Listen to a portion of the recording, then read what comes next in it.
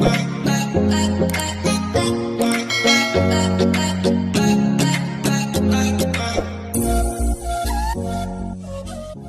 वालेकुम रहमतुल्लाहि व बरकातुहू। उम्मीद करता हूँ सब दोस्त भाई गिर के ये माशाल्लाह से मेहमान आए होते हैं, इन्होंने जानवर परचेज किए, इनसे पूछते हैं कहाँ से और कितने जानवर लिए। अस्सलाम वालेकुम भाई साहब। वालेकुम सलाम। क्या हाल है भाई, आपका नाम क्या है? मेरा नाम मोहम्मद असलम।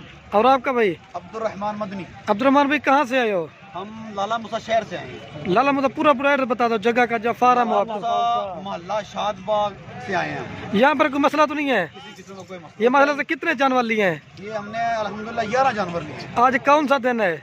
आज पीर का दिन है। आज कौन सी मंडी है?